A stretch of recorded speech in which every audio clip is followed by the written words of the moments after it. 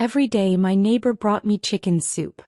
I poured it all out for the stray cat, and a year later I was struck dumb. I had always complained that Auntie downstairs made her black-bone chicken soup too greasy, so I gave every bowl to the stray cat outside. At first no one noticed. The cat remained as thin and bony as ever. But 3 months later things began to change. Its body started swelling uncontrollably, its fur gradually turning pure white, and the neighbors began whispering in alarm. By 6 months that cat had grown so large it warped the steel bars of my security door. After a year, it weighed nearly 300 pounds. When it lay sprawled across my living room, I couldn't even walk past it. Fear finally gripped me and I called the police for help. The officers arrived, followed by an animal specialist. He took one glance at the massive white creature and his face turned pale. "This is a white tiger," he said in a strange, trembling voice. "The purebred white tiger has been extinct for 91 years. What on earth have you done?" Just then my phone rang. It was Auntie calling. There was a knock at the door. 3 knocks, neither light nor heavy. I stared at the computer screen filled with lines of code, unmoving. The knocking came again, this time 5 beats. A touch of impatience lingered in the rhythm.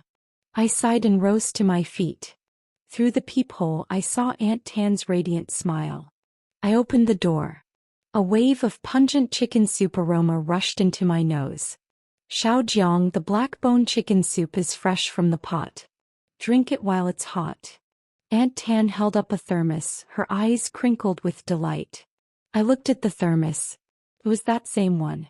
"Aunt Tan, thank you, but really you don't need to." "What do you mean don't need? You live alone. Ordering takeout every day isn't healthy." He pressed the thermos into my hands. "I saved this portion especially for you. All the essence is in there." I had no choice but to accept it. It was heavy. "You must finish it. Tomorrow I'll come up to collect the thermos." Satisfied, she turned and left. I closed the door and set the thermos on the shoe cabinet. Opening the lid, I found a thick golden layer of fat covering the surface, so dense the broth beneath was invisible.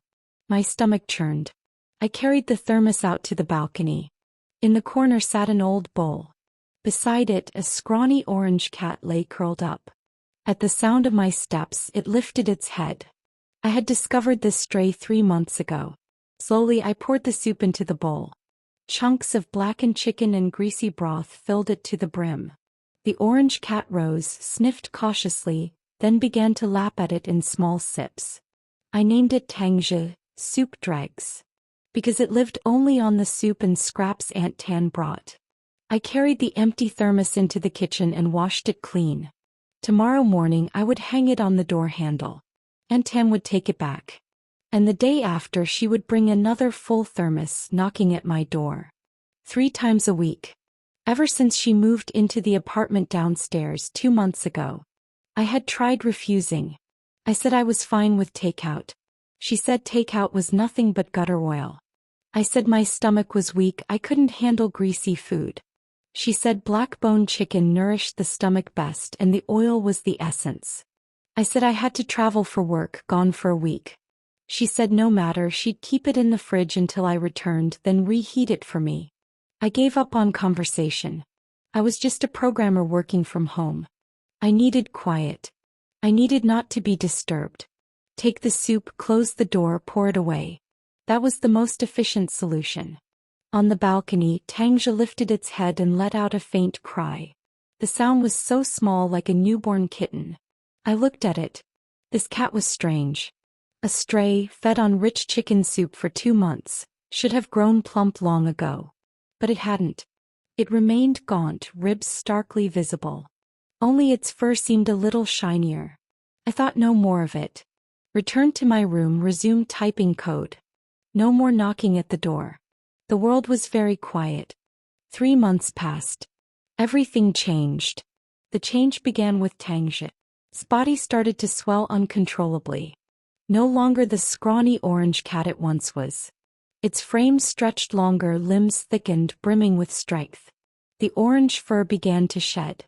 A new coat grew in, pure white, gleaming with a strange radiance. Only a few faint patches of orange clung to its back, like paint not yet scrubbed away. I first noticed this transformation a month ago. That day as I poured out the soup, it leapt onto the balcony railing. The movement was sharp, fluid, nothing like a cat, more like a young leopard. I froze. It turned its head toward me, letting out a low, guttural growl. The sound was no longer that of a kitten. Deep, resonant, vibrating through the air. A chill ran down my spine. From that day on, I began to watch it closely. I discovered it was eating more and more. Once, a thermos of soup lasted it an entire day. Now it devoured everything in a single meal. After eating, it would sleep on the balcony. When awake, it paced restlessly in the cramped space. The neighbors began to whisper.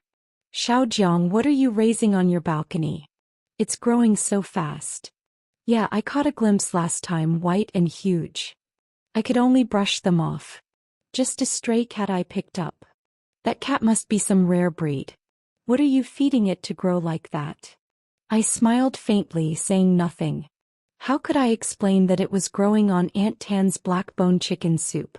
The very soup everyone praised as her kindness. Today Aunt Tan came again.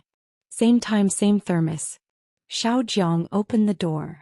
I forced myself to comply. "Aunt Tan, I've had gastritis lately. I really can't drink this anymore." I tried one last protest. Her smile faltered for a moment. Her eyes flicked past my shoulder as if trying to peer inside. "That's exactly why you need nourishment." She shoved the thermos into my hands. "Listen to me. Have I ever harmed you?" The smell was stronger than ever. Beyond the chicken there was something else. A faint, indescribable tang. My heart sank. I closed the door, leaning against it. A loud crash echoed from the balcony. I rushed over. The wooden post I had set up as a scratching pole lay split in two. Tangja stood atop the splintered remains, turning to face me. Its eyes, when had they changed, were now icy blue. The pupils vertical, predatory. Its white fur shimmered in the sunlight, almost translucent. The last streak of orange on its back had vanished today. It was pure white head to tail. Its body stretched over a meter long, muscles taut and powerful. This was no cat. I nearly dropped the thermos in my hands. Fear poured over me like cold water from crown to heel. What had I been raising all this time? What had I done? 6 months. By now, everything had spiraled beyond my control. Tangja? No, I could no longer call it that. I didn't know what it truly was. All I knew was that it had become a colossal monster. When it lay in the living room, I had to twist sideways just to squeeze past between it and the sofa. The balcony was no longer accessible to it. The doorway was far too narrow. It had claimed my living room as its new den. The sturdy leather sofa I had bought, the most expensive model, was nothing more than its scratching post. Deep claw marks scarred its surface. But the most terrifying thing was the door. My reinforced security door, the priciest model installed by the developer. Yesterday morning I stepped out to throw away the trash. It thought I meant to lock it inside and grew restless, following close behind. The moment I shut the door, it rammed its body against it. A thunderous crash shook the walls. The heavy steel door bulged outward, leaving a gap between the frame and the door that could no longer be sealed. I froze in terror. It cost me 2,000 yuan to call a locksmith, who used specialized tools to pry the door back into place. When he left, his eyes lingered strangely. "Brother, did a car crash into your door?" I had no explanation. Fear began to gnaw at me. But it wasn't fear that it would harm me. It remained gentle toward me. It would nuzzle my legs with its massive head. A rumbling growl, like the engine of a tractor, vibrated from its throat. What I feared was that I could no longer conceal its existence. The downstairs neighbors had begun to complain. They said that in the middle of the night, strange beastly roars echoed from my apartment. They said heavy thuds shook their ceiling as though something enormous was moving above. The property management had already called me 3 times. All I could do was apologize, promising to be more careful. But how could I possibly be careful? How could I silence a predator whose nature I didn't even understand? Aunt Tan's soup still arrived. Now the thermos she carried was the largest size. He said, "Xiaojiang, you don't look well these days. I've added extra tonics for you." The stench grew stronger, fishy, metallic. My hands trembled uncontrollably. I no longer dared to feed it. But if I didn't, it grew restless. It would ram its head against the wall, shred the sofa with its claws. I had no choice but to grit my teeth and pour out that greasy, foul-smelling broth for it. It devoured it eagerly. Today I finally broke down. Returning home from work, I found it sprawled across my bed. The memory foam mattress I had bought for over 10,000 yuan sagged under its massive weight, a deep hollow carved into the center. When it saw me, it rose, fretching. Its claws slid free from their sheaths, slicing through the bedsheet and gouging the mattress beneath with ease. I watched the cotton stuffing and shards of foam scatter through the air. I stared into its ice-blue eyes. I stepped back. It advanced. With each step, the floor trembled faintly. I retreated until my back pressed against the corner wall. No way out. It loomed before me, then stopped. And it opened its mouth. 2 rows of dagger-sharp teeth gleamed. It yawned. A blast of hot breath struck my face, thick with the stench of raw flesh. The blood in my veins turned to ice. I could not go on like this. It was still growing. This house could no longer contain it. Sooner or later, something would happen. Slowly, I pulled my phone from my pocket. My trembling fingers unlocked the screen. I found the number. I had no choice, I had to call the police. I pressed the call button. The line connected almost instantly. "Hello, this is the 110 Crime Reporting Center." A calm female voice came through. I licked my cracked lips. "Hello. I want to report to the police." My voice in the empty living room sounded pitifully small. "Sir, please state your location and the situation you're facing." "I'm at Binjiang Garden Apartments, Building 12, Room 1501. "Understood. Binjiang Garden, Building 12, Room 1501. "What exactly has happened?" I looked at the massive white beast before me.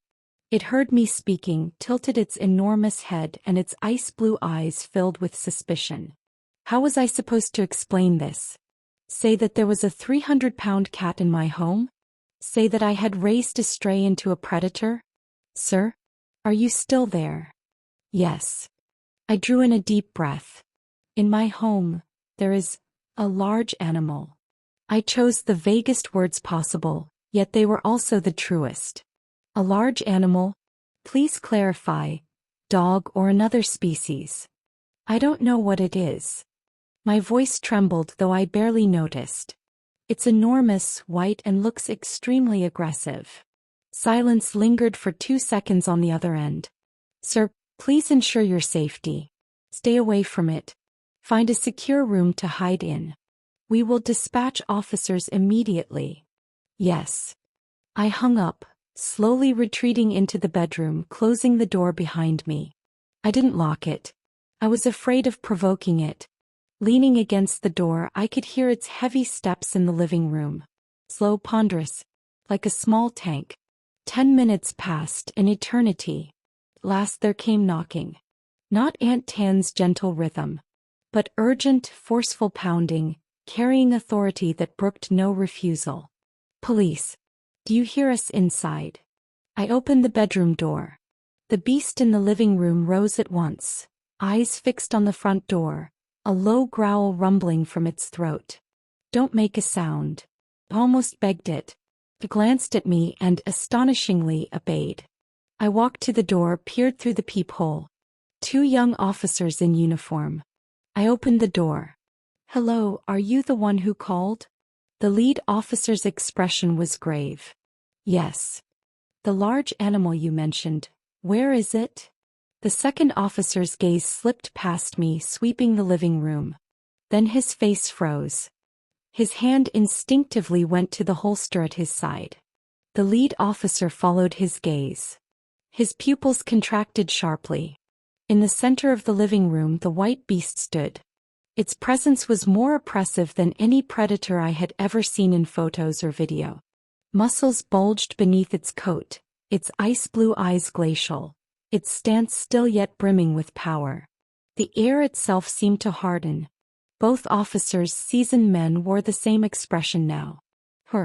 Disbelief. And extreme caution. "Step back," the lead officer whispered to me, his voice taut as a drawn wire. He himself retreated slowly, step by step. At the same time he raised his radio. His voice was low but charged with desperate urgency. "Command Center, Binjiang Garden, Building 12, Room 1501, requesting backup. Repeat, requesting backup. On site we have suspected large feline predator, massive size, situation extremely critical. Seal off the area. Contact zoo specialists and forestry authorities immediately." I watched them face the creature. Watched sweat bead on their foreheads from the strain. And suddenly I realized the trouble I had unleashed was far greater than anything I had ever imagined. In less than half an hour, the front of my apartment had turned into an emergency command post. The two officers at first had multiplied into more than a dozen special police, fully armed. In their hands were not ordinary pistols but submachine guns. Several carried riot shields, forming a semicircular defensive line before my door. The corridor was packed with bodies. The building manager, members of the residence committee, and curious neighbors had all gathered after hearing the news. They were kept back by police tape, craning their necks, whispering in agitation. "What's going on? What happened in 1501? I heard there's a criminal inside." "No, that's not it. I heard the police say a wild beast broke in." Among the crowd, Aunt Tan was nowhere to be seen. I was kept aside, protected by two officers at the corner of the stairwell. "Would you like me to heighten this into a cinematic thriller tone, more urgency, military detail, or keep it in a subtle gothic suspense style that emphasizes the uncanny dread?" He suddenly turned, his face pale to the point of terror. His lips trembled as he looked at the Special Forces captain. "Tranquilizer guns, use the highest dosage. And tell everyone, under no circumstances provoke it. Absolutely not." His voice broke with agitation. The young researchers behind him had also glimpsed the scene inside the room. Each drew in a sharp, icy breath. "Professor, is this an albino mutation of the Siberian tiger? Its size is absurdly exaggerated," one of them asked. Professor Liu shook his head. He stared into the room, his eyes a storm of fear, frenzy, and sorrow. "No, it isn't." His voice was soft, yet carried clearly to every ear. The skull shape, the shoulder proportions, and that immaculate white coat without a trace of other color. This is not any known leucistic predator. He turned his gaze on me, sharp as a blade. "Come here." The police guided me forward. "Tell me the truth. How long have you been raising it? What have you been feeding it?" I repeated what I had told the officers. "Black-bone chicken soup, from my neighbor." Hearing this, Professor Liu closed his eyes, as though enduring a great unbearable pain. When he opened them again, his voice was strange, almost delirious. "This is not a cat nor even an ordinary tiger." He spoke each word with trembling gravity. "This is a purebred South China white tiger. According to the last academic record, it has been extinct in the wild for 91 years. By God, a species declared extinct, alive before our eyes. What have you done to it?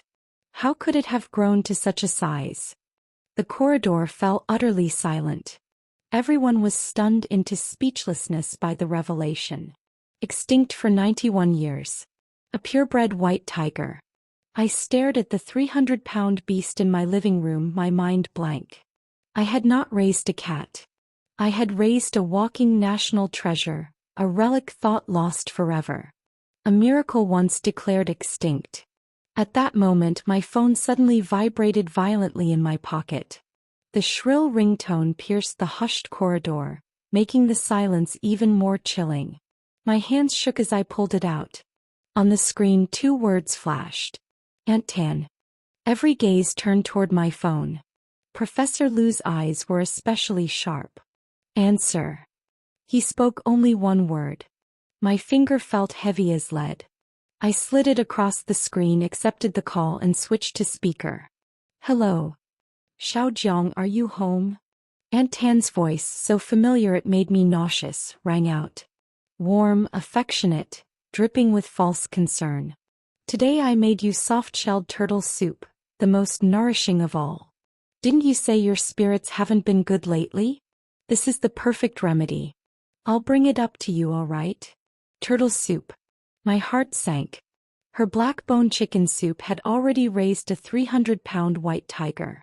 What would turtle soup create? What kind of monster would it breed? I didn't answer her question. Listening to that feigned kindness, all the disgust, endurance, and fear I had swallowed for a year crystallized into a cold fury. Aunt Tan. My voice was calm, but anyone who knew me would recognize it. The tone I used only when truly enraged. I have never once drunk the soups you brought me. Silence on the other end. Her false warmth vanished without a trace. What do you mean by that?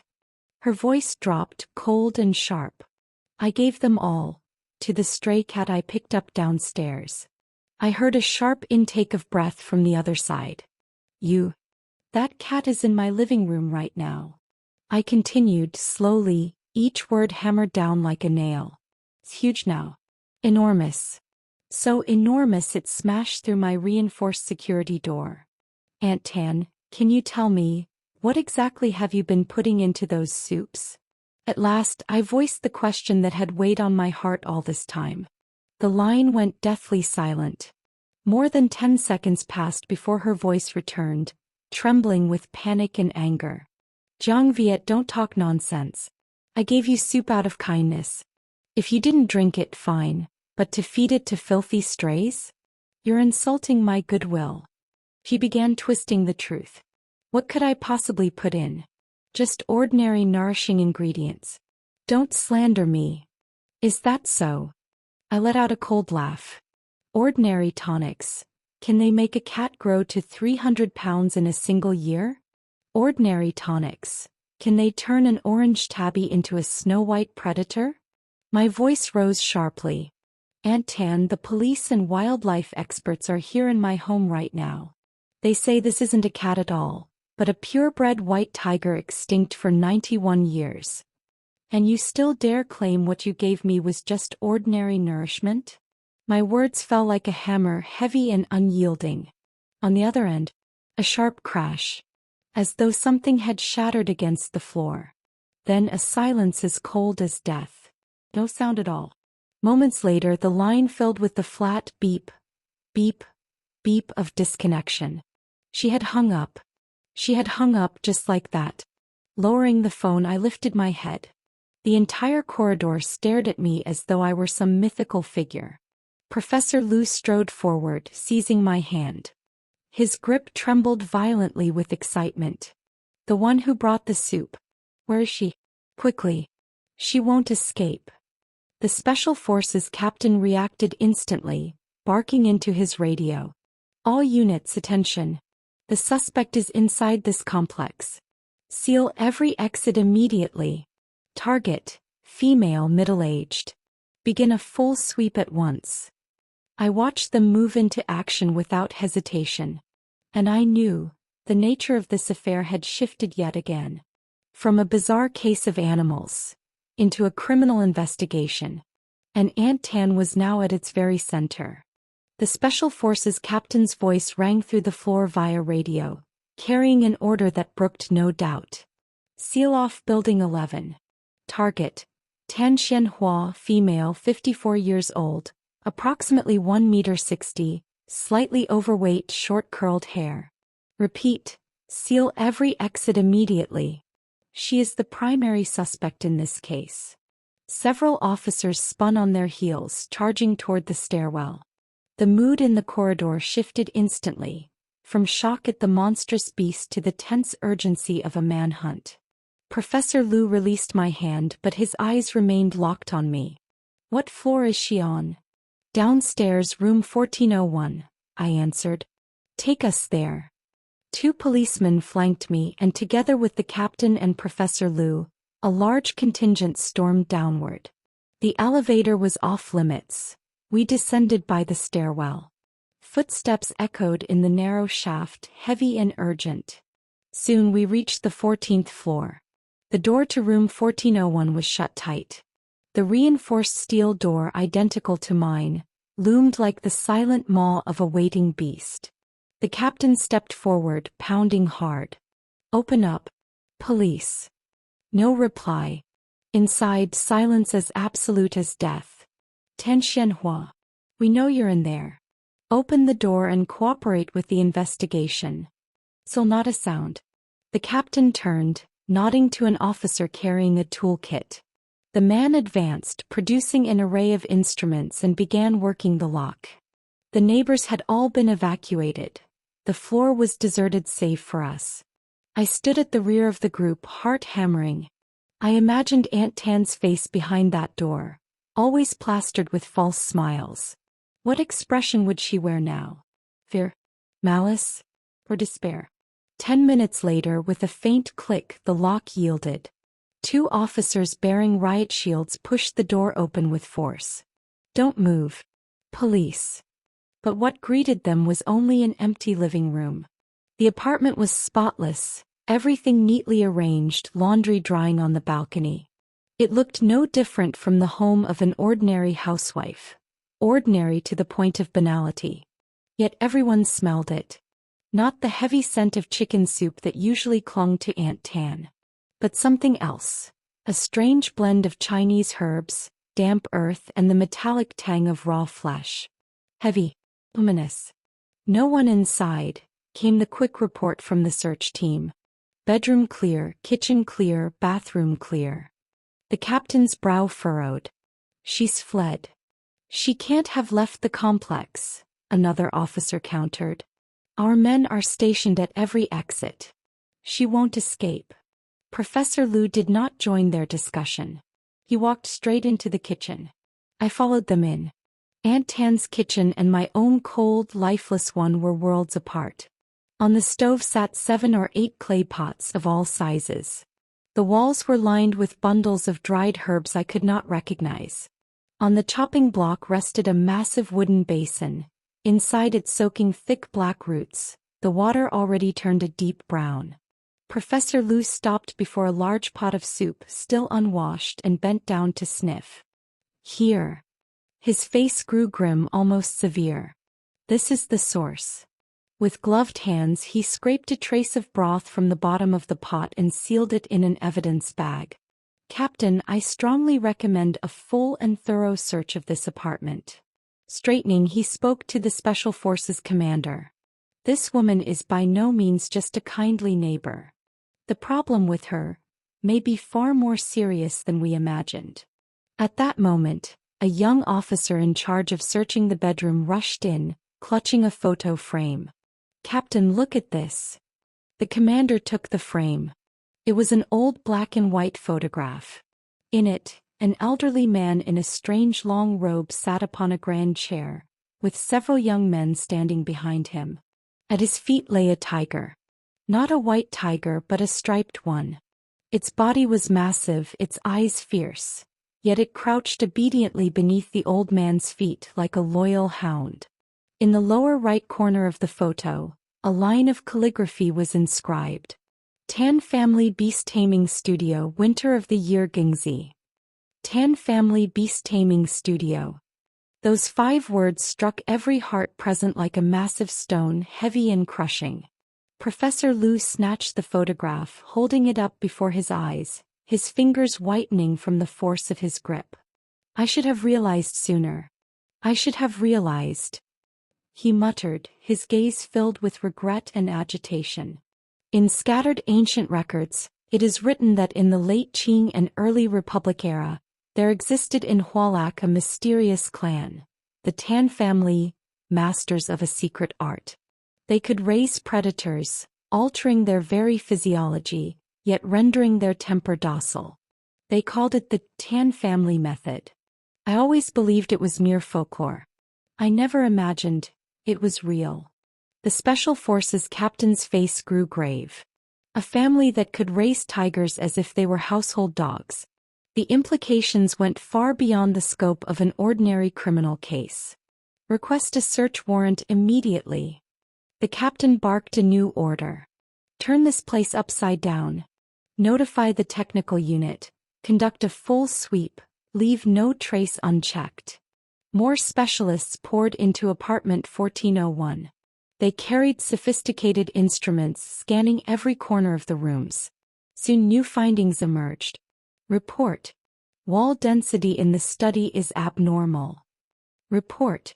Unidentified alkaline biological compounds detected in the kitchen drainage system.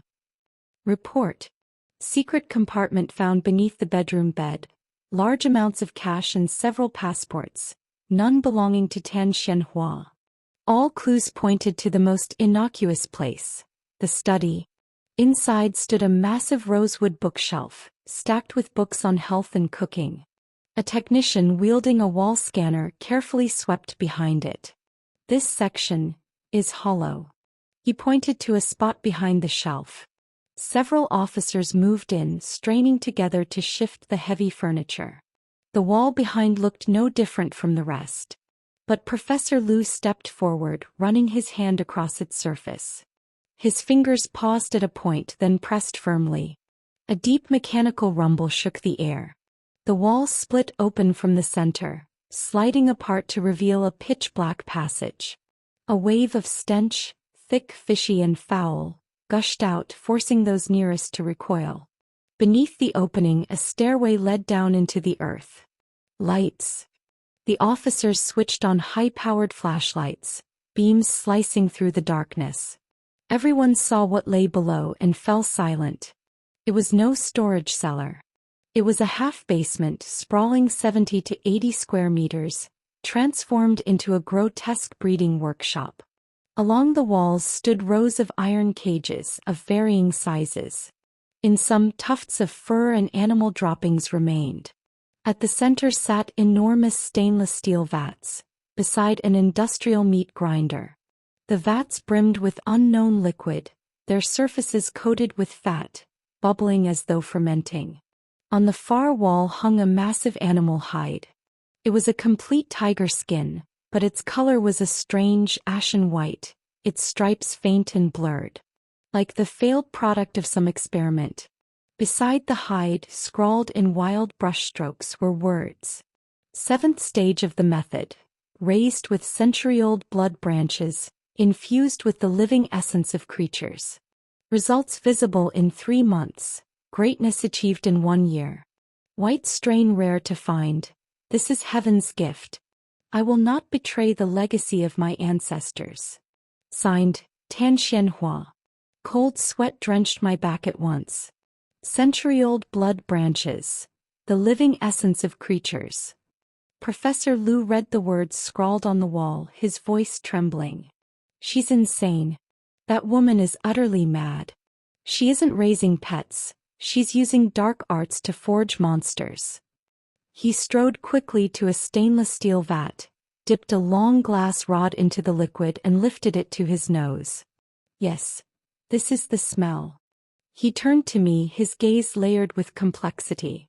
The soups she brought you, their true ingredients were these. The black-bone chicken and turtle were only disguises, masking the stench, providing basic protein. She treated you as a test subject for her method. Or rather, she treated the white tiger on your balcony as her experiment. At last I understood why Aunt Tan, a stranger, a mere neighbor, had shown me such excessive kindness. He never cared about me. She was, from 1 floor below, nurturing what she called a gift from heaven. The soups she carried each day were not acts of affection. They were vats of grotesque feed, meticulously concocted from unknown substances, potent enough to warp the form of living creatures. And I was nothing more than a diligent tool, feeding her national treasure on her behalf. I recalled the burning look in her eyes each time she handed me a thermos. It was not concern. It was expectation. Expectation that her creation would soon reach completion. A chill surged from the soles of my feet straight to the crown of my head. This woman was not human at all. She was a deranged demon hiding beneath the skin of an ordinary person. The discovery beneath the basement changed the nature of the case entirely. The Special Forces captain immediately reported to command, requesting the formation of a special investigation unit and the issuance of the highest-level warrant for Tan Xianhua. As for me, my role was temporarily over.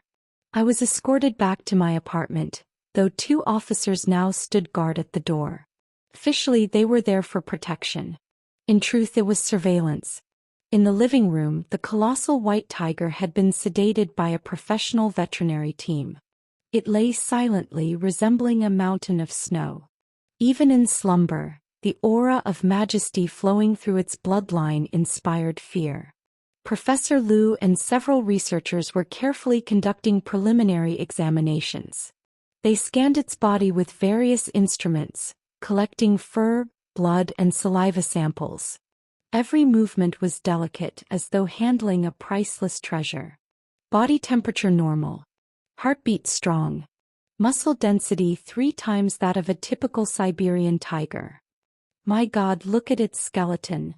Almost no impurities, flawless like a miracle of creation. Its genetic sequence.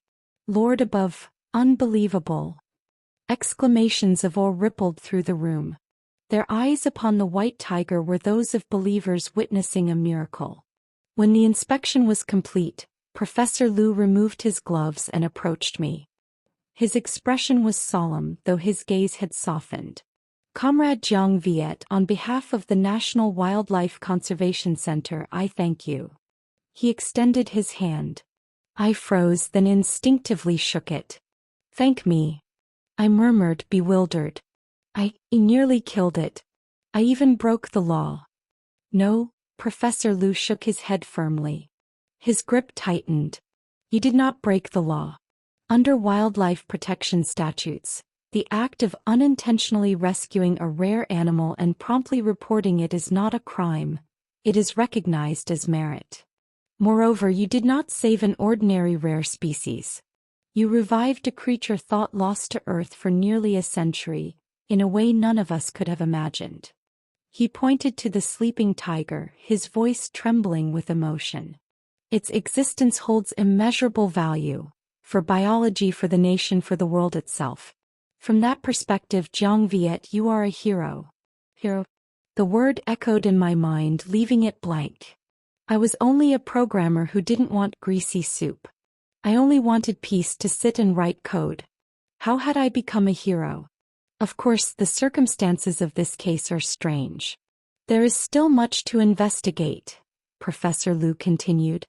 But believe me, the country and the people will not forget your contribution. He patted my shoulder lightly. Next, we must transfer this white tiger to the Special Conservation Center. There, it will have the most professional team and the most suitable environment. The process will be complicated. We'll need heavy lifting equipment to lower it from your balcony. I hope you'll cooperate. I understand. I nodded. By afternoon, a massive crane rolled into the residential complex. Countless neighbors gathered below, craning their necks to look up at my 15th floor apartment. Under the command of the Special Forces and the experts, the sleeping tiger was wrapped in a specially designed safety net and slowly lowered from the balcony.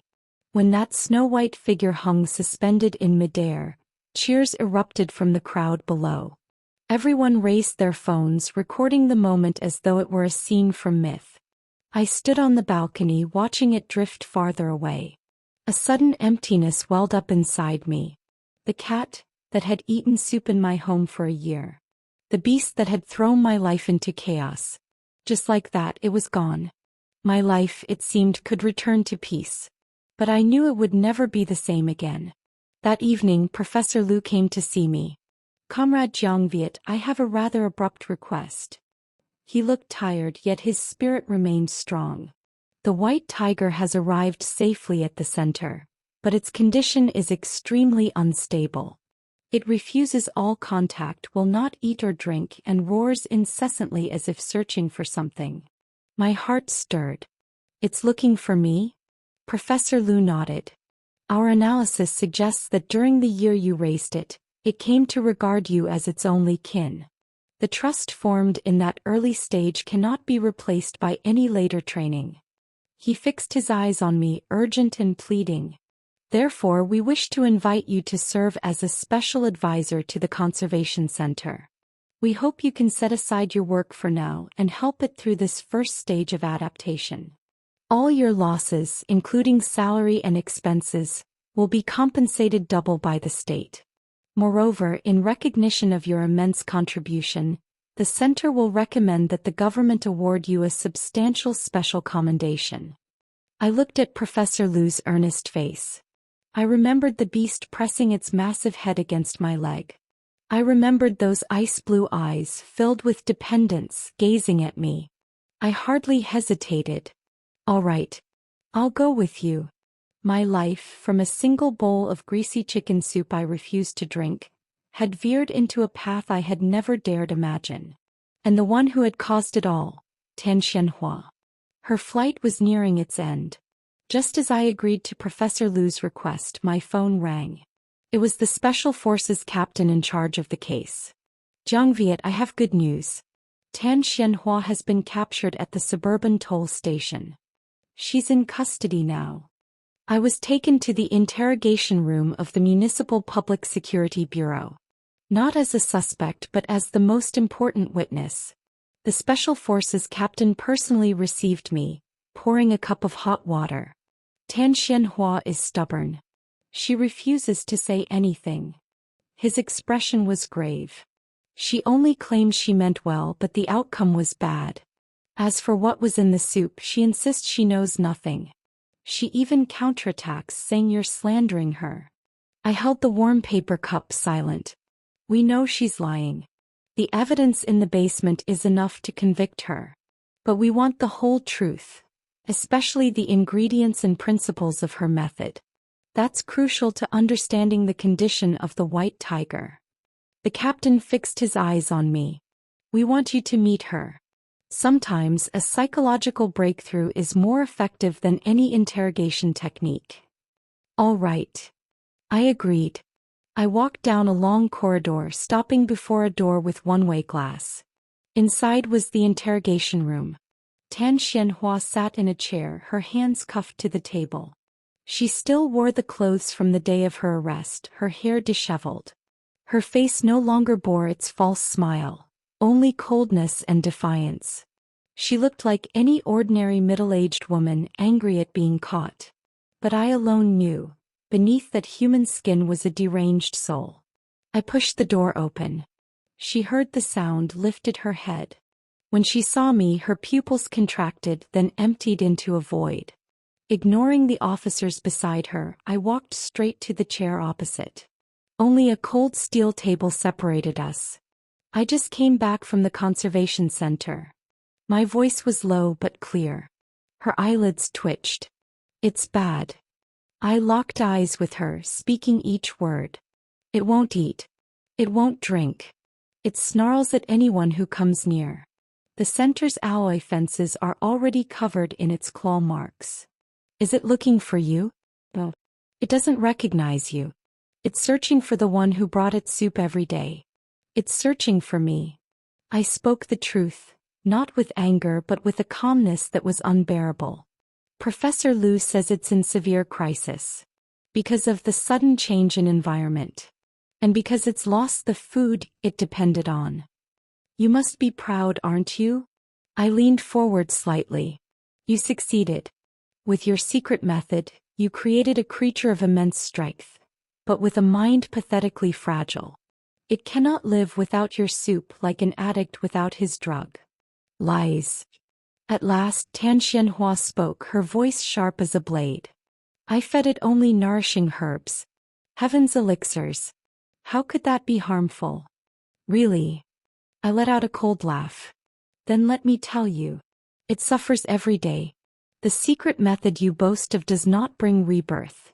It is a curse. You. Her face turned deathly pale, lips trembling, unable to form words. You think you're inheriting the glory of your ancestors? No. You are nothing but a selfish wretch hiding in a dark basement, tormenting a living creature. My voice grew colder like ice. You saw it as a creation, a source of pride. Yet you never dared feed it yourself. You threw it to me, a stranger, a convenient tool. Every day you heard it growing above your ceiling, heard it pounding the walls. What did you think? That one day you would parade your divine beast before the world, flaunting the sacred art of the Tan family. You ruined my life, that I can endure. But you ruined it. I clenched my fists beneath the table. It could have been an ordinary cat or a free tiger. But you turned it into an experiment, a twisted miracle. Now it is a national treasure, locked in a cage, its blood drawn day after day, studied like a specimen. Is that the creation you gave it? The defenses in Tan Xianhua's mind crumbled piece by piece. Her face drained of all color, her eyes shifting from defiance to confusion, then twisting into venomous madness. You ruined me. She screamed like a beast in chains. You called the police, destroyed my life's work. It was meant to be a divine beast. The once-in-a-century masterpiece of the Tan family. What do you know? You ignorant fool, what could you possibly know? She thrashed wildly, the handcuffs clanging against the steel table. Officers rushed in, forcing her down. I rose, looking down at her. I don't know, I said. All I know is that the moment you saw it as a creation, not a life, you had already lost. Your beast-taming studio ends with you. I turned and walked out of the interrogation room. Behind me her screams echoed, vengeful, desperate, broken. And I knew then it was truly over. Tan Xianhua had collapsed completely, her mind shattered. I stepped out of the interrogation room and sat down in the observation chamber next door. Professor Liu and the Special Forces captain were already there. Through the one-way glass, I could see Tan Xianhua slumped like a heap of mud, sitting limp in her chair, her eyes vacant, her lips muttering ceaselessly. Beast-taming studio. My divine beast. All destroyed. The captain handed me a bottle of water, patting my shoulder lightly. Well done, Jiang Viet. Sometimes breaking a person's obsession is more effective than any interrogation technique. From then on, my presence was no longer needed. It was as if Tan Xianhua's mind had been unlocked. She began to confess everything without reservation. Her story was more deranged than we had imagined and far more tragic. The Tan clan, the so-called Tan family beast-taming studio, had indeed enjoyed a brief glory more than a century ago. They were not natives of Hualak, but a mysterious people who had migrated from beyond Guangdong. This clan possessed a secret art of raising predators known as the method, capable of making tigers, leopards, and other beasts grow with extraordinary strength while remaining utterly obedient to their masters. In times of chaos, warlords coveted such skills, and the Tan family once basked in fleeting renown. But as the age changed, guns replaced beasts, and the secret art quickly fell into obscurity. By the time of Tan Xianhua's grandfather, the beast-taming studio had collapsed entirely. The family changed names to escape war and persecution, wandering from place to place. The manual that had once been their pride became a forbidden secret, a heavy chain of shame. Tan Xianhua was the last heir of the beast-taming studio. On his deathbed, her father entrusted her with the ancient manual, whispering, "Restoring the glory of the Tan family is your life's mission." That obsession rooted in her heart like a malignant tumor, clinging to her for life. She married, bore children, lived outwardly as an ordinary woman. But the flame of reviving the beast-taming studio never died within her. While living a mundane existence, she secretly studied the manual in the shadows. She even conducted clandestine experiments in her basement, using hares and stray cats as subjects. The gray tiger hide hanging on her wall was the result of her boldest experiment years ago. And it had failed. That failure taught her that ordinary beasts could not withstand the potency of the method. She needed a special embryo, one with extraordinary innate talent. A year ago she stumbled upon a scrawny orange cat curled inside a cardboard box by the grass near the apartment complex. The moment she saw it she knew. It was no ordinary creature. That was not the gaze of a cat, Tan Xianhua murmured in the interrogation room, her voice dreamy like speaking in a trance. That was the gaze of a sovereign. Weak though it was, the noble aura in its bloodline could not be hidden. She was overwhelmed with joy, convinced it was heaven's will. After several days of observation she realized the young tiger was gravely frail, unlikely to survive long. She dared not bring it home, it was too risky. And then she noticed me. A reclusive programmer living in isolation, rarely socializing. The perfect foster keeper, unlikely to cause trouble. A meticulous plan, one might even call it cruel, began to take shape in her mind. She deliberately moved into the apartment below mine, playing the role of an overly enthusiastic neighbor, using the guise of concern to start bringing me soup. She calculated that I would dislike social interaction, and that I would never drink such greasy broth. She even secretly rummaged through the trash outside my door, confirming that I often poured the soup away. When she discovered I was feeding the young tiger with it, she knew her plan had succeeded. She measured the daily portions, adjusting the formula according to the records in the method. The fermenting vats in her basement were where she brewed the core elixirs of the method. As for the main ingredient of those elixirs, she never revealed it. She only claimed it was a family secret. But the police later found DNA from multiple animal species in her meat grinder, including some listed as protected. Through the ceiling above, she secretly nurtured her divine beast. Each time it grew, each time it mutated, she grew ecstatic, nearly delirious. Her original plan was this. Once the white tiger was fully complete, she would drug me unconscious, then secretly transport it to a hidden base in the mountains she had already prepared. The final step in her family's revival. She had even contacted buyers abroad, intending to sell the white tiger as a divine beast for a fortune, using the proceeds as her restoration fund. But she never anticipated the tiger would grow so quickly. Nor did she expect that I, whom she saw as a docile tool, would choose to call the police. I was only one step away, just one step away. In the interrogation room, Tan Xianhua buried her face in her hands and wept. Her sobs carried no remorse, only bitterness and hatred. Silently, I switched off the listening device. I no longer wished to hear another word from this woman. A person who had sacrificed all humanity for the obsession of her clan. Her fate could only be to spend the rest of her life in prison. As for me and the rebirth of that white tiger, this was only the beginning. I left the police bureau. Outside, the sun was bright, its warmth dispelling the chill of the interrogation room. Professor Lu's car was already waiting at the gate. On the way back, no one spoke. Sensing my exhaustion, Professor Lu broke the silence. The case of Tan Xianhua has been handed over to the judiciary. Based on the evidence and her crimes in the basement, with multiple charges combined, she will face at least 15 years in prison. From now on, the Tan family beast taming studio will be nothing more than dust in history. I nodded. The stone in my chest finally fell away. And the ingredients of the method? Professor Lu sighed. We are still testing.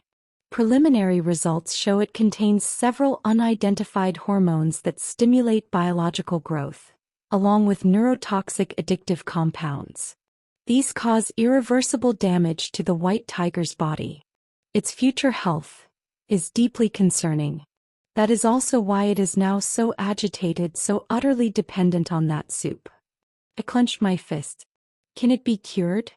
We will do everything we can. Professor Lu's expression was firm, unwavering. We have assembled the nation's top veterinarians and biologists into a specialized team. And that is why we need you. You are the only one at trust. Your presence is the key to every treatment plan. The car sped away from the city center into the surrounding mountains. An hour later we arrived at a heavily guarded facility, armed soldiers stationed at its gates. Above the entrance hung a sign. National Research and Conservation Center for Rare Species. This was the white tiger's new home. Inside I saw it was nothing like a zoo. It resembled a high-tech ecological laboratory. Behind vast glass panels stretched simulated habitats, each mimicking a different natural environment. Researchers in white coats moved briskly, faces intent and focused. Professor Liu led me into a separate office building into a private room. He produced a folder and a red-bound document, handing them to me.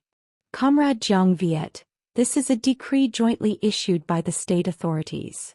I opened it. The very first line, bold and unmistakable. Decision to commend Comrade Jiang Viet for significant contribution in the discovery and protection of an extinct species, the South China white tiger. The text was long, recounting the entire incident, praising my actions. At the end were the specific rewards. To recognize the great merit of Comrade Jiang Viet, after review, it has been decided to award the title National Class 1 Hero for Species Protection, together with a one-time reward of 5 million yuan. 5 million. I stared at the string of zeros, feeling it unreal. All of this, because I hadn't wanted to drink chicken soup. This sum is the nation's recognition and its gratitude. Professor Liu smiled. But more importantly, this. He pointed to the red-bound folder. I opened it. Inside lay a finely crafted work badge. My photo, my name, and beneath it, embossed in gold letters. National Center for Rare Species Conservation, Special Advisor Jiang Viet. From today, you are an official member of our team, Professor Liu said. Your benefits will follow the highest standard reserved for Grade A researchers. We've prepared a specialist's residence for you. All daily needs will be taken care of. Your sole duty, help us care for it. I held the heavy badge, my heart swelling with emotion. In just a few short days my life had been overturned completely. From a quiet programmer, I had become a national hero, earning millions, bearing the title of Special Advisor. All of it, because of a bowl of chicken soup I refused to drink. Come, I'll take you to see it. Professor Liu led me through multiple security gates, into a vast indoor arena. The entire enclosure was surrounded by thick bulletproof glass. Beyond the glass stretched an ecological space simulating mountain forest. Artificial peaks, flowing streams, dense trees. Atop the false mountain lay the snow-white beast. Its posture remained majestic. Its white fur shimmered beneath the lights like holy radiance. But its eyes were restless, wary. It rose from time to time, pacing in anxious circles. A low growl rumbled from its throat, reverberating through the hall. This is how it's been since arriving, Professor Liu whispered. We've prepared the finest beef, but it won't touch it. I stepped closer to the glass. The white tiger seemed to sense something. It halted, turned its head. Its ice-blue eyes fixed on me. At first suspicion. Caution. Then after a few seconds, confusion and hesitation flickered within them. Slowly it descended from the artificial peak. Each step was heavy, deliberate, tinged with doubt. It approached the glass wall. Only a single pane separated us. It tilted its head slightly as if to confirm something. Then, it let out a low, plaintive sound. No longer a roar but a call, soft, dependent. Like a lost child finally finding home. It pressed its head gently against the cold glass. From its throat came the familiar rumble like a tractor's purr, the sound I had heard hundreds of times before. In that moment my nose stung with heat. I knew, my new life had officially begun. Would you like me to refine this into a more lyrical, gothic horror tone, emphasizing the uncanny bond? Or keep it in a cinematic, uplifting style that highlights rebirth and destiny? I officially began my work. There was no welcoming ceremony, no polite greetings. Everything was carried out with the highest efficiency. I was issued a dark blue uniform, the logo of the Conservation Center emblazoned on the chest, along with an ID card bearing my name. With this card I could access most areas of the center, including the Grade A Ecological Hall, the Sanctuary of the White Tiger. Professor Liu led me to the conference room. All the core members of the Special Task Force were present. The long table gleamed white, each seat occupied by someone with a thick dossier before them. The atmosphere was as solemn as a military council. The situation is far from optimistic. Professor Liu switched on the projector. A cascade of charts and complex data filled the screen. Kunlun. That was the name he had given the white tiger. He said it was as majestic as the Kunlun Mountains, carrying within it the legends of Huaxia. To call it merely a soup-fed beast would be an insult. I stared at the curves and technical terms I could not comprehend, but the red arrows and warning symbols were enough to convey the severity. Tan Xianhua's method is, in essence, an extremely potent biological catalyst, explained a bespectacled middle-aged expert, pointing at the screen. It violently activates growth genes in a short span, forcing Kunlun to consume nearly all of its life potential. Its metabolism runs 5 times faster than that of a normal tiger. The heart is under severe strain. It could fail at any moment. A young female researcher added. Worse is the addiction. We've isolated in its blood a complex alkaloid that acts directly on the central nervous system, creating extreme dependency. Now that the supply has abruptly ceased, it is suffering acute withdrawal. The agitation and roaring you've witnessed, that's only the beginning. The room fell silent. Every face was heavy with dread. Before us was not a mighty predator but a patient. A creature forced into unnatural growth, its body scarred, its mind enslaved by addiction. Conventional withdrawal aids are nearly useless.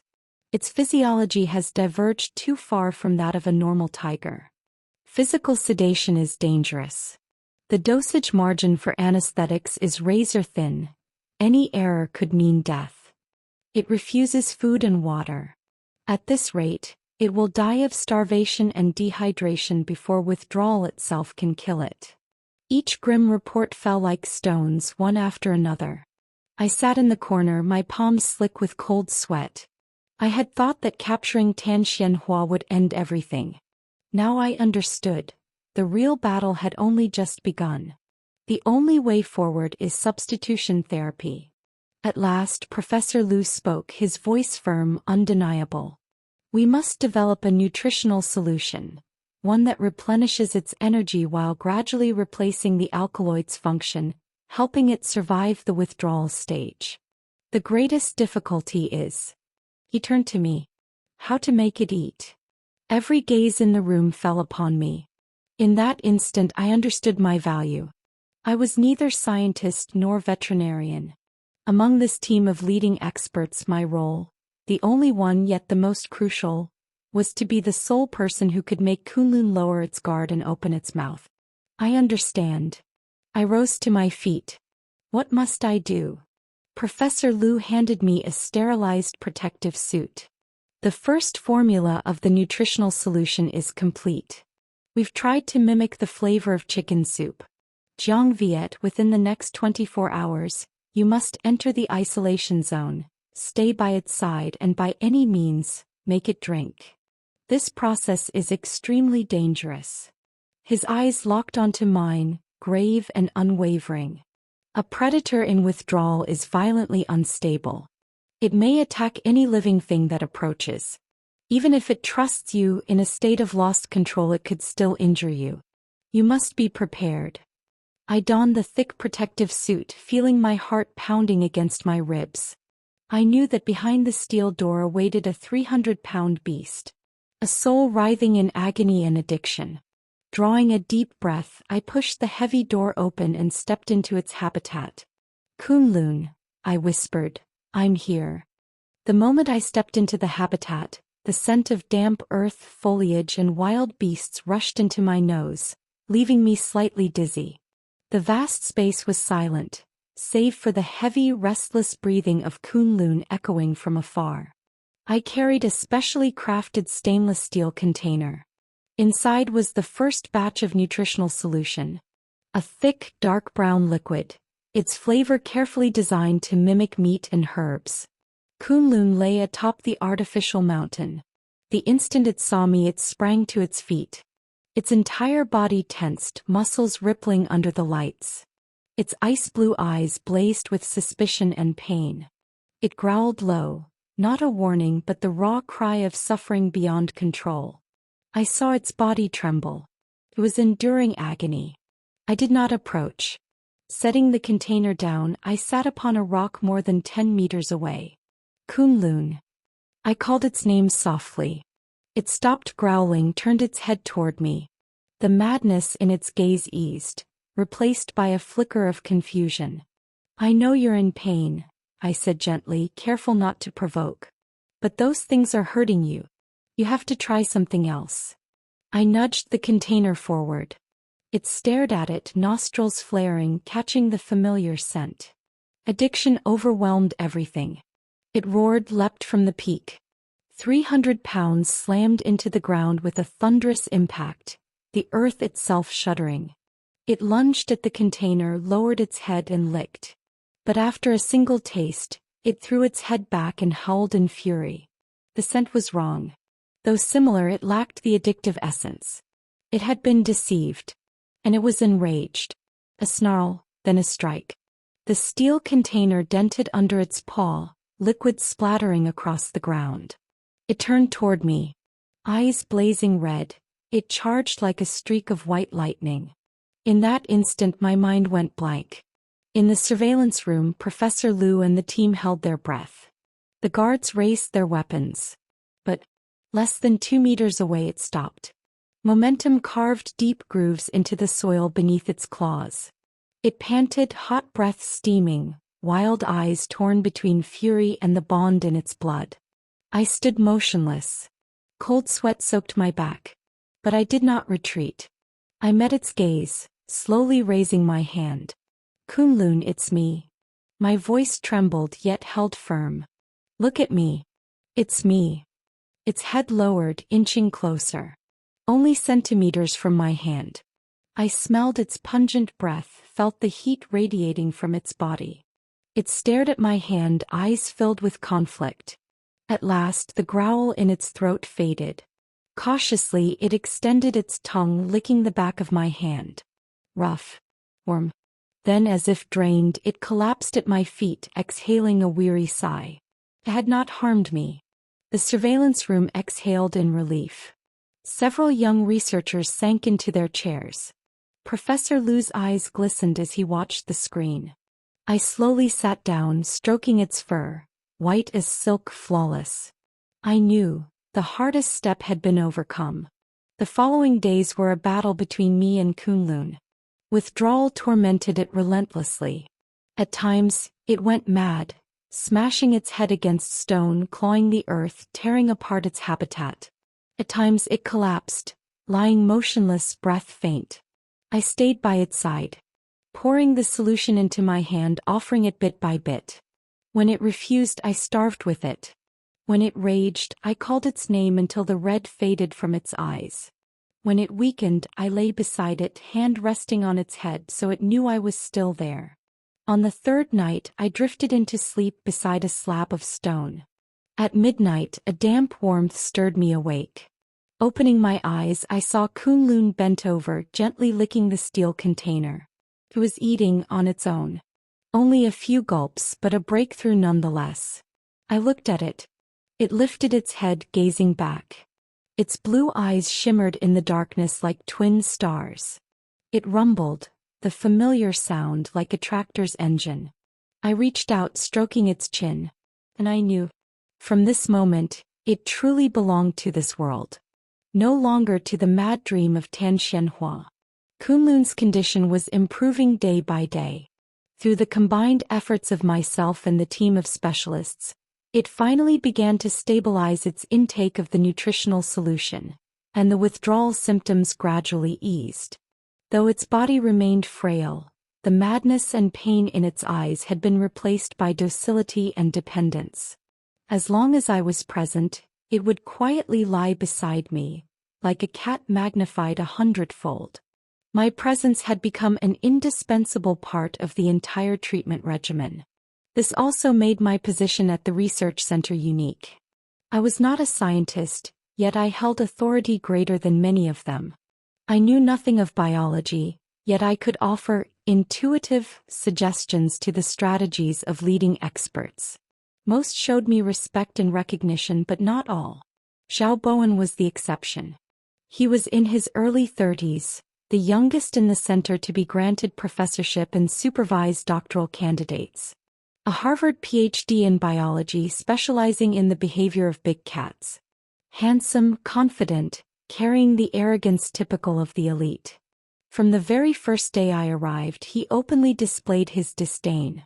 In his eyes, I was nothing more than a lucky programmer, an outsider promoted only because of my strange bond with the beast. Professor Liu, I stand by my opinion, Xiao Bowen declared during a meeting, openly challenging him. Our treatment plan for Kunlun is too conservative, too dependent on the personal experience of Jiang Viet. That is unscientific.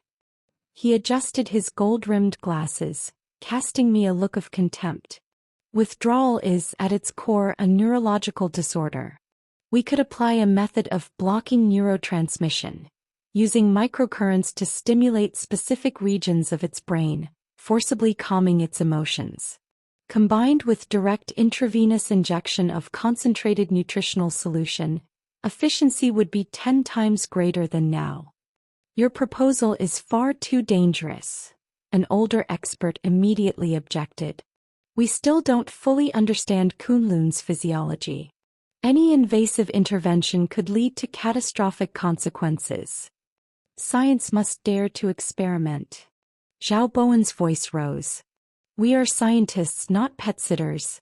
We cannot abandon effective methods simply because of an emotional bond with an outsider.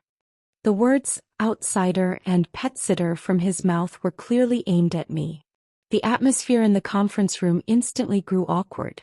I said nothing, only looked at him in silence. Professor Liu frowned.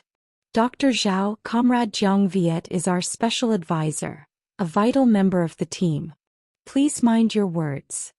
I respect him greatly, Xiao Bowen shrugged, but I respect science and data more. Professor Liu, I propose a controlled experiment. Give me 1 day to apply my method to Kunlun. If it works, we implement it fully. If it fails, I will take full responsibility. His words rang sharp, brimming with confidence without a trace of doubt. Professor Liu remained silent. Zhao's plan was indeed tempting. If successful, Kunlun's treatment time could be drastically shortened. At last, under Zhao's persistence and the support of several younger researchers, Professor Liu reluctantly nodded. Fine. You have 24 hours. But Jiang Viet must be present at all times. The moment anything goes wrong, we stop immediately. That day, for the first time, I did not enter the habitat.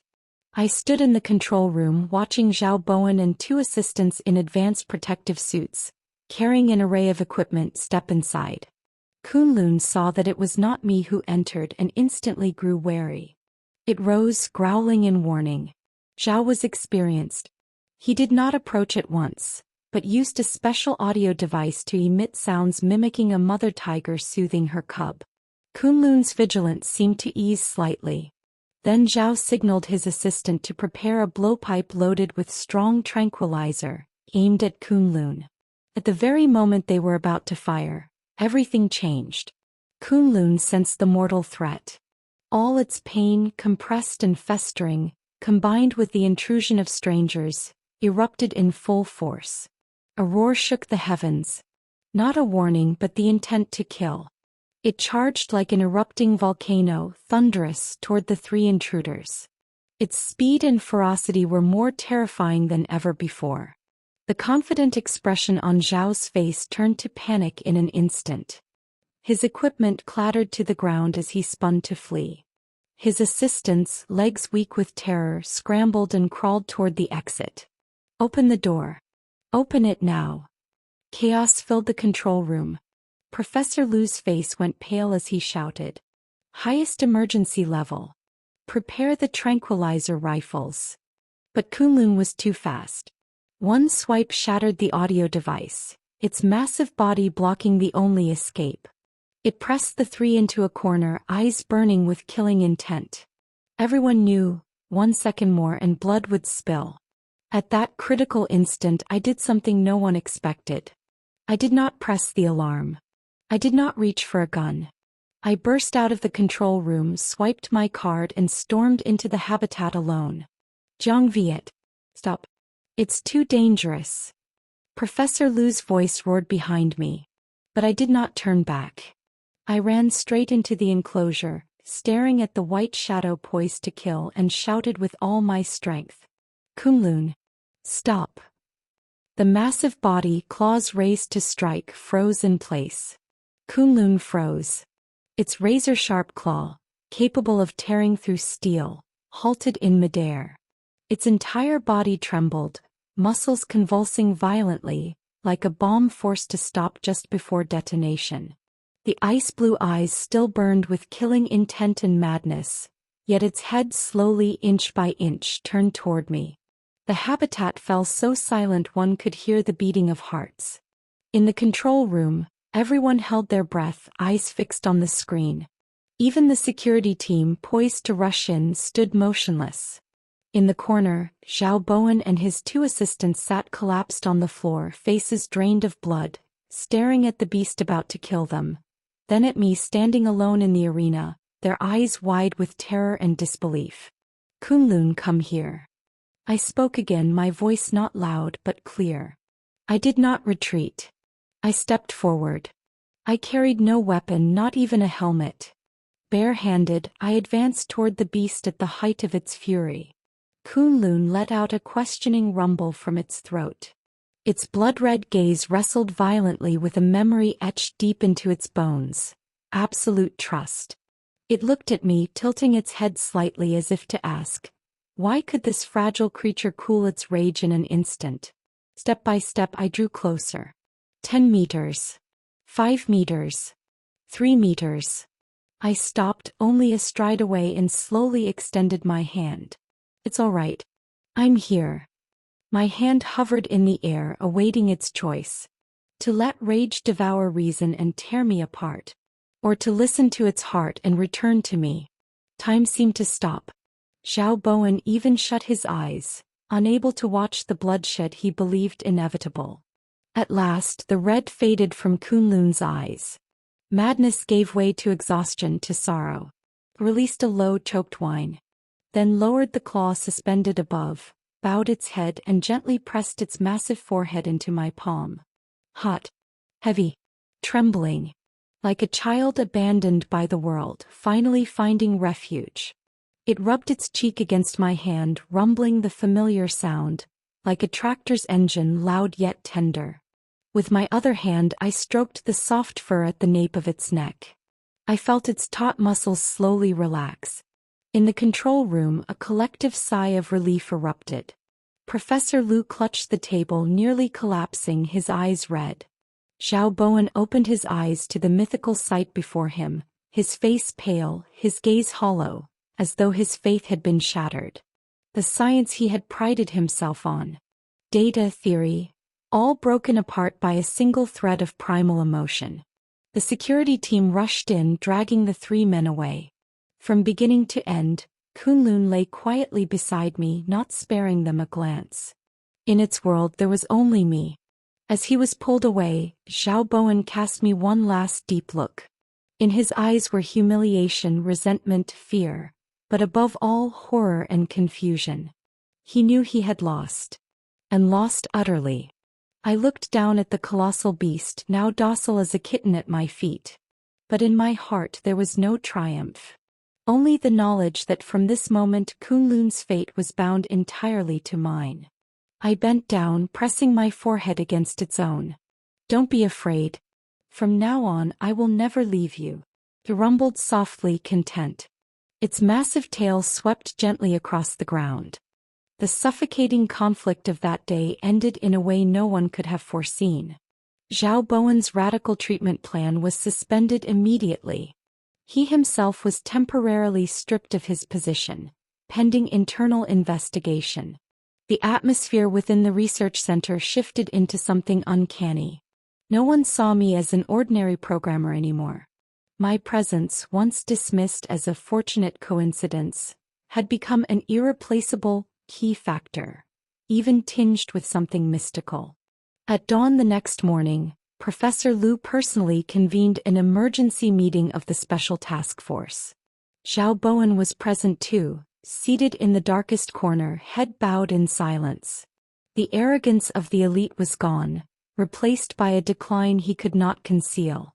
As the meeting began, Professor Liu rose, turned to me and bowed deeply. Comrade Jiang Viet, on behalf of the center, I offer my deepest apologies for yesterday's misguided decision.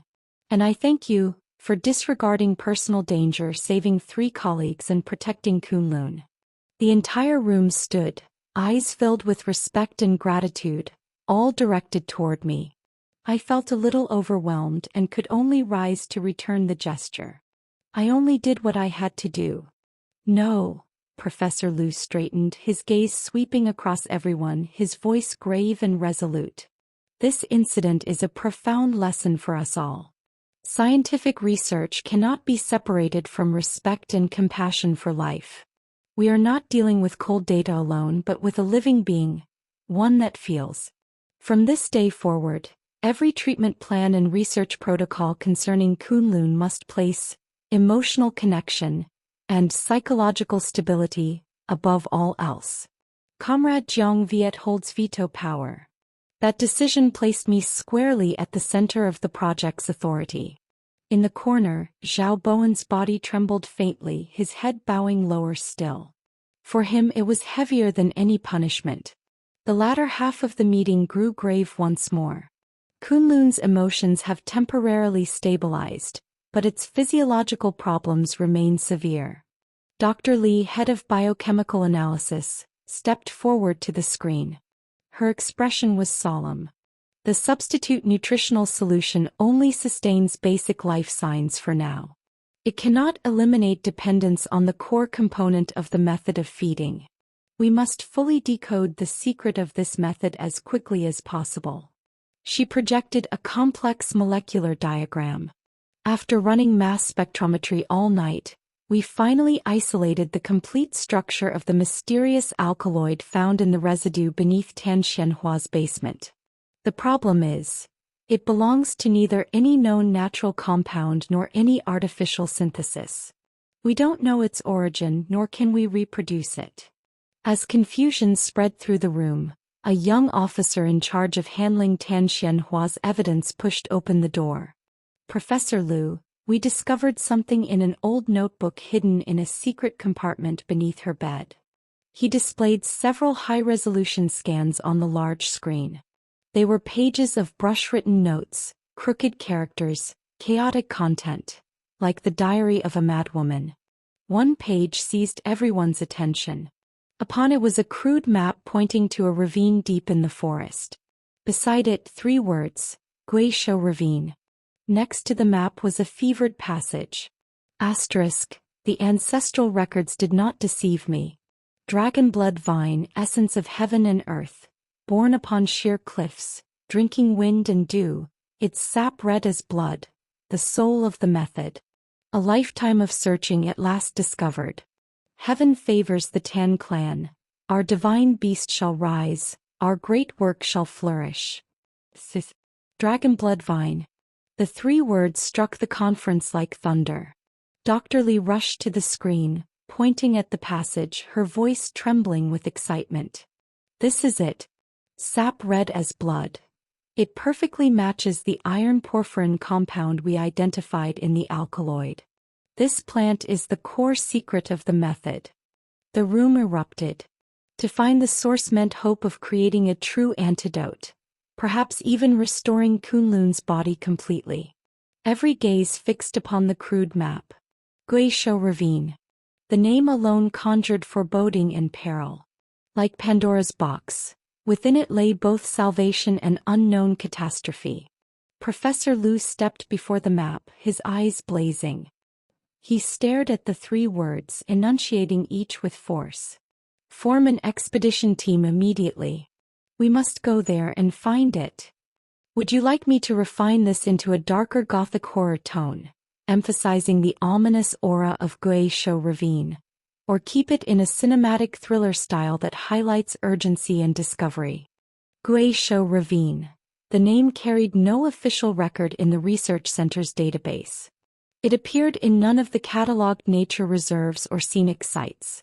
Yet within a server dedicated to local geography and folklore, the expedition's logistics team finally uncovered a few scattered clues.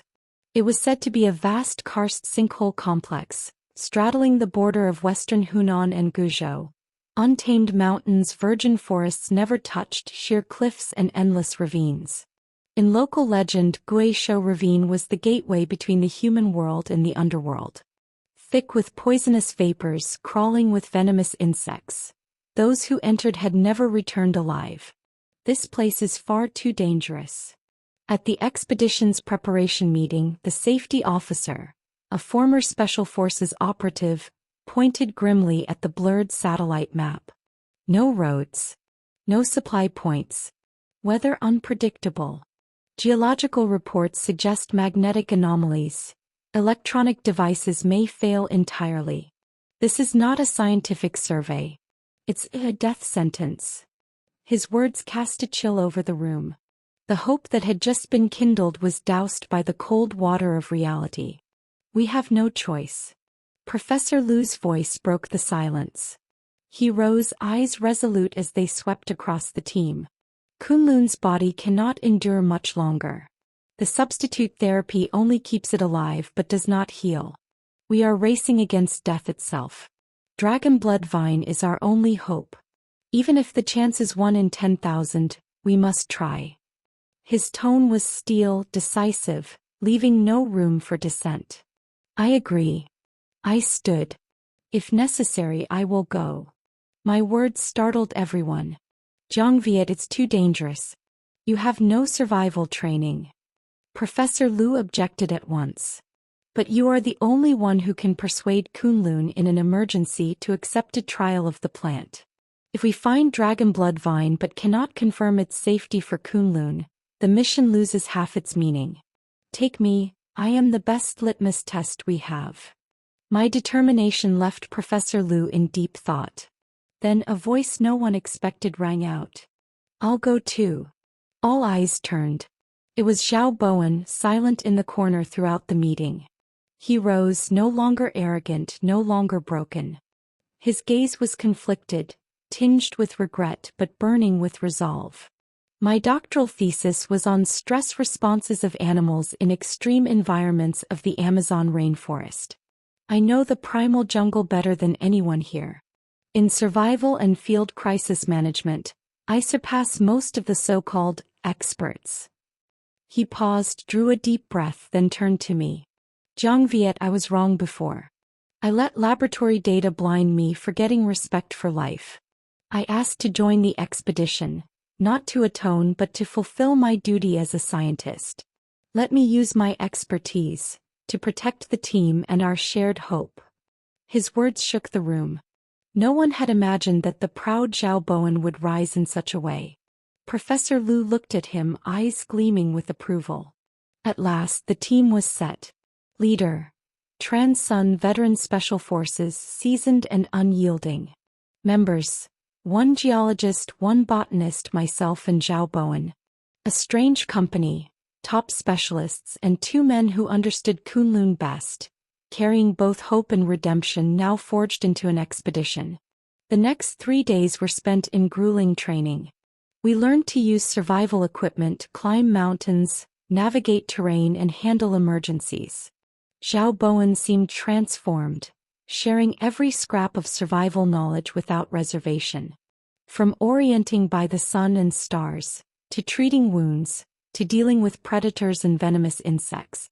His professionalism and seriousness earned the respect of everyone, even Tran's son, who had once held prejudice against him. The relationship between Zhao and me shifted as well, from adversaries to comrades, united by a common goal. 3 days later at dawn, a military transport helicopter waited on the central landing pad. Its massive rotors thundered, whipping the air into a storm. The 5 of us, clad in specialized gear and burdened with heavy packs, checked our equipment one final time. Professor Liu and the entire research team came to see us off. "Be careful," Professor Liu gripped my hand tightly. "Remember, your safety comes first. Kunlun and all of us will be waiting for your return." I nodded firmly. Stepping into the cabin, the door sealed shut. The helicopter lifted, surging toward the mountains, toward danger and hope alike. Through the window, the research center shrank into the distance. I knew from that moment we had embarked on a true adventure. A journey to save a miracle. A journey of redemption and of self-discovery. Guisho Ravine, we're coming. The roar of the helicopter's engines echoed through the vast valley, only to be shredded into fragments by winds howling from every direction. We peered down through the cabin windows, silent. It was not merely a name on a map, but a gaping wound carved into the earth. On either side, cliffs rose sheer as if cleaved by an axe, black, jagged, like the fangs of some monstrous beast, thrusting savagely toward the sky. Primeval forest cloaked every corner of the ravine, layer upon layer of milky white poisonous mist hanging thick as blankets, concealing all secrets at the abyss below. This was Guisho Ravine. "We're preparing to land, hold tight to the rails." The pilot's voice crackled through the headset, tinged with strain. The helicopter began to descend, searching desperately for a flat patch to land. But when we dropped to within 100 meters of the rim, disaster struck. A shrill alarm blared through the cabin. "Warning! Magnetic anomaly. Navigation system disabled. Warning! Gyroscope out of control." In the cockpit, every panel flickered wildly, needles spinning madly without pause. The helicopter shook violently, tossed like a leaf in a storm. "It's no use. The magnetic field is too strong. I can't control it." The pilot's voice broke into a scream. "I have to pull up. You'll have to get down on your own." Our hearts plummeted into the abyss. Worse than the worst-case scenario we had prepared for. "Execute Plan B." Transun's voice cut through the chaos, cold as ancient ice. He threw open the cabin door. A gale tore inside so fierce it was hard to stand. "Zhao Bowen, check the ropes and descent gear. Professor Tun, secure the equipment bags. Jiang Viet, stay close to me." His commands were short, sharp, carrying an authority that steadied the team at once. Without hesitation, Zhao Bowen pulled climbing ropes from the gear bag, fixing one end inside the cabin and tossing the other out into the storm. His movements were swift, precise. Nothing like a sheltered academic. "Captain Tran. Safety line ready." "Good." Tran's son clipped into the descent device, turned back to us, eyes sharp as blades. "Listen. Below is a temporary ledge 50 meters down. Strong winds, slick rock. Keep your body steady, feet against the cliff. Never look down. One at a time, 5 meters apart. I go first, Zhao second, Jiang Viet third, the professor's last. No wasted words." He leaned back and vanished into the void, leaving only the rope taut and trembling in the wind. "My turn." Zhao Bowen clapped my shoulder, signaling don't worry, then slipped out with practiced ease. Soon it was me. I stepped to the door, staring at the thick clouds below, heart pounding madly, legs weak. I was only a programmer. The highest I had ever climbed was the stairwell of my apartment building. "Jiang Viet, don't be afraid." Transun's voice rang in my headset. "Trust the rope and trust yourself. Put your weight on the device. Use your feet to find support." I drew a deep breath, no longer hesitating. Closing my eyes, I mimicked their movements, leaning back into the void. Weightlessness engulfed me. I snapped my eyes open, my body dangling in midair. The wind tore at my mouth and nose, choking me. Below, a sea of rolling clouds. Above, the helicopter straining to climb. I was a speck of dust, ready to be swept away. Grinding my teeth, I forced calm, repeating Transun's commands in my mind. I found footholds on the slick cliff, guiding the descent device inch by inch downward. The icy rock scraped against me, the wind howled in my ears. 50 meters. An eternity. At last my feet touched solid ground. A stone ledge jutted from the cliff, scarcely 10 square meters wide. Transun and Zhao Bowen were already waiting there. Transun pulled me in, unhooking the rope. Good work. His appraisal was brief. Soon after, Professors Tun and Wang were safely received as well. 5 of us crowded together on the narrow stone ledge. Looking up, the helicopter was nothing more than a black speck, then vanished into the clouds. The thunderous roar faded. In its place came a silence like death. Only the wind remained and the distant cries of wild creatures. We had been left behind completely. Beneath our feet lay the abyss. Before us stretched the primeval forest, brimming with danger. Our true adventure began here.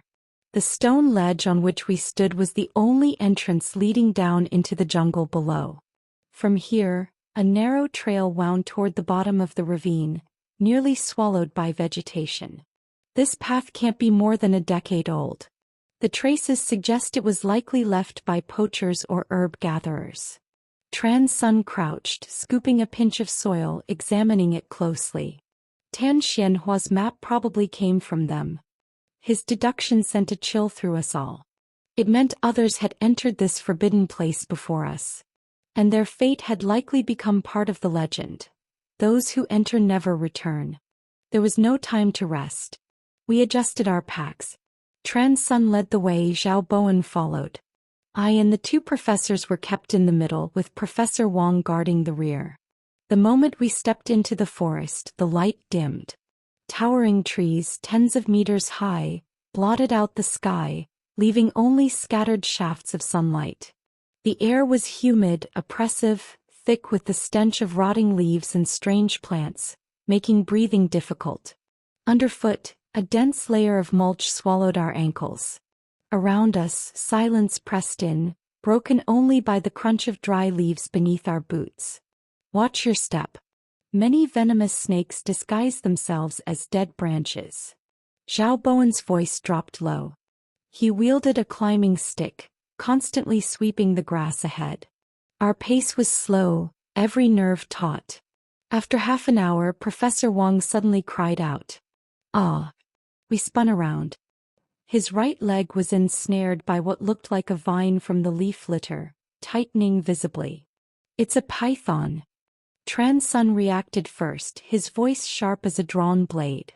It was no vine but a massive python, thick as a barrel, its scales mottled yellow and brown. Most of its body lay hidden beneath the mulch, only the coil around Wang exposed. Its head shot up, jaws gaping with the stench of blood, hissing, cold reptilian eyes fixed upon us. Professor Wang's face flushed red with terror and suffocation. He clawed at the tightening coil, but it was useless. "Don't move." Transun barked, lunging like a hunting cat. He did not strike the body.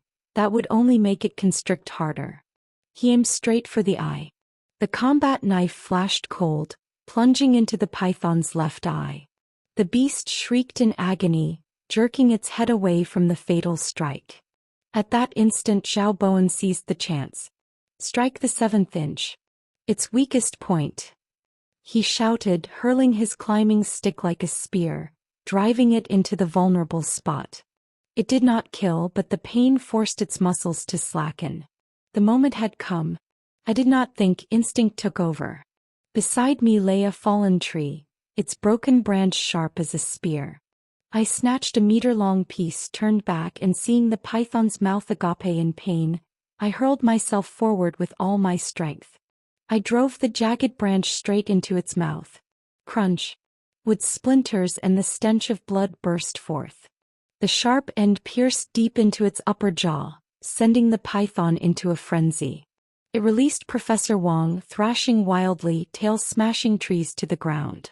Fall back. Tran Sun dragged me and Wong away. The python convulsed, gouging pits into the earth. It tried to spit out the branch, but it was lodged too deep, jammed in its throat.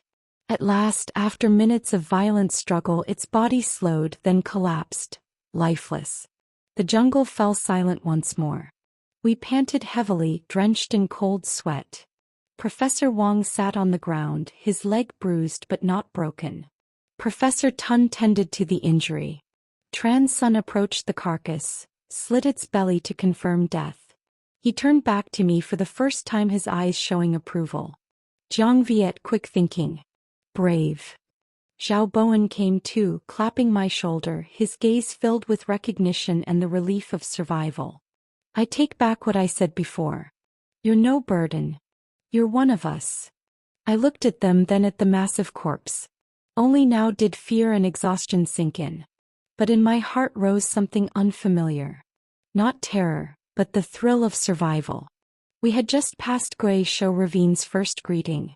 At that moment Tran Sun, ever vigilant, noticed something in the leaf litter where the python had lain. He swept aside the thick mulch. Beneath was not soil, but a square stone slab, carved by human hands. Upon it was etched a strange symbol none of us recognized. It looked like an eye, yet also like a flame burning. Would you like me to refine this into a darker Gothic horror tone, emphasizing the uncanny symbol and dread of the ravine, or keep it in a cinematic thriller style that highlights survival and discovery? The carved stone with its strange symbol was like a bucket of cold water, extinguishing the fragile relief we had felt after slaying the giant python. Proved two things. First, we were on the right path, a road once walked by others. Second, the dangers along this path would not come only from beasts or venomous creatures of the wild. This symbol belongs to no tribal script or totem I've ever seen, nor does it resemble any modern mark. Professor Wong, the geologist, studied the stone, his face heavy with thought. The carving style is ancient. The weathering suggests it has stood here for at least several centuries. Centuries.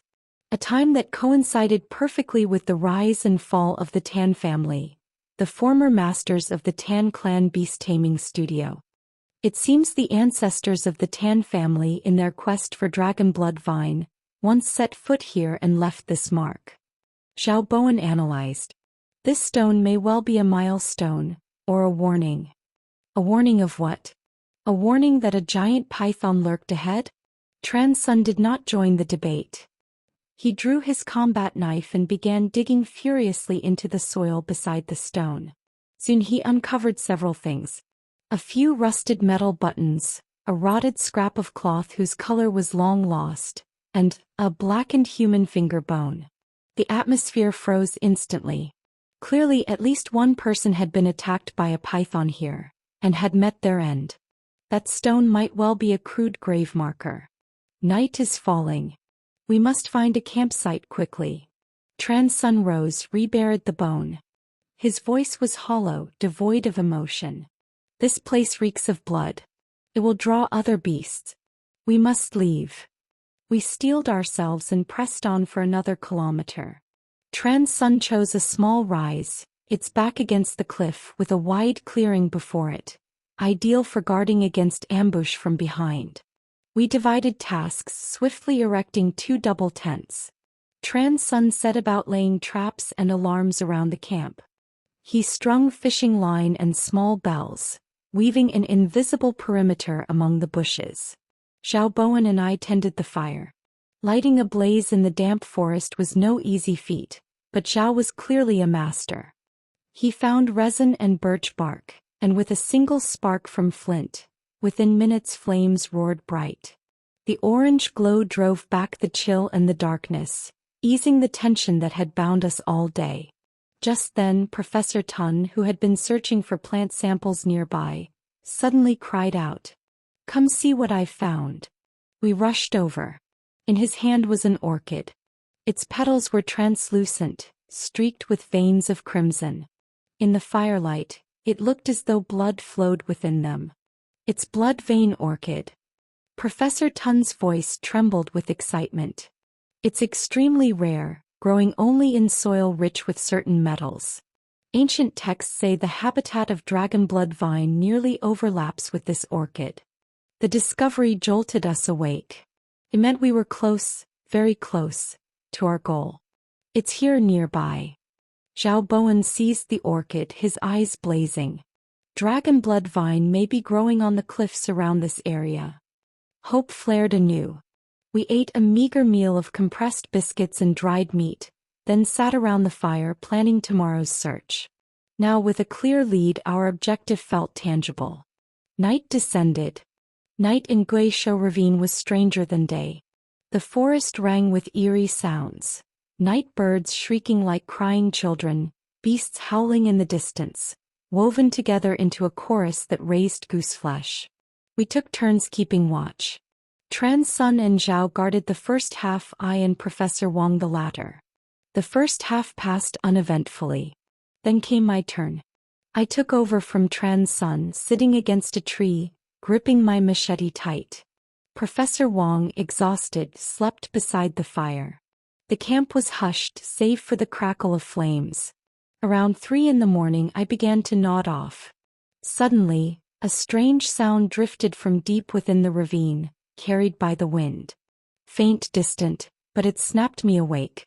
Goosebumps prickled my skin. It was not the cry of an animal. It was the sound of metal striking stone. Clang, clang, clang. Steady, rhythmic, as though someone were hammering the mountain in the dead of night. Here, in this absolute wilderness, the trace of human presence was more terrifying than any beast's roar. I shook Professor Wang awake, then rushed to rouse Tran Sun and Zhao Bowen. Quiet. I signaled silence. All 4 of us held our breath, listening. The sound came again, clang, clang. Clearer now. It rose from below, the deepest heart of Guizhou Ravine. Tran Sun's face was dark as water. He drew his pistol, thumbed off the safety. Zhao Bowen frowned, eyes sharp with vigilance. The ancestors of the Tan clan? Poachers? Herb gatherers? None of them fit. Who would make such a sound at such an hour in such a place? Beyond us and the unseen beasts, what else did Guizhou Ravine conceal? That steady hammering echoed like blows against our hearts. We exchanged glances. In every eye flickered a fear too deep for words. No one suggested investigating. Tran Sun smothered the fire, leaving only faint embers. We gripped our weapons, backs pressed together, waiting in taut silence for dawn. When the first rays struggled through the mist to illuminate the abyss, the sound was gone. As if it had been nothing more than a shared nightmare in the dead of night. But we knew it was no dream. Pack up. We leave at once. Tran Sun's voice was hoarse. He cast a glance at the fog-shrouded depths. Our goal is Dragon Blood Vine. Take it, then retreat.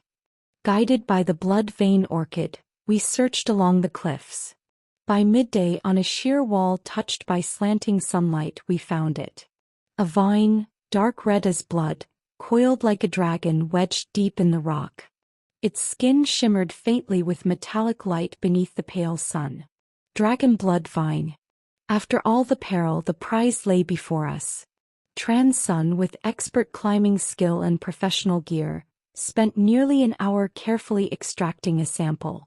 When the heavy ancient vine with its faint bitter scent was sealed inside the preservation case, no one cheered. We only longed to leave this place at once. The way back was more terrifying than the descent. We nearly ran, unwilling to pause even for a breath. All of Guizhou Ravine seemed to stare at our backs, silent, cold. The stone marker, the finger bone, the midnight hammering, all clung to us like ghosts.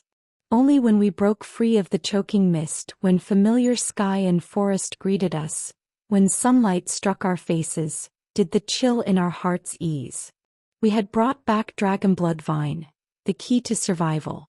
And with it, an enigma beyond explanation, the sound of hammering in the abyss at midnight. It became a scar, etched forever in our hearts. We understood. Deep within that accursed place, there are things forever imprisoned in fog and shadow. And perhaps they should never be awakened. I turned once, watching the ravine's mouth swallowed by clouds, then looked away. Not once did I glance back. The end.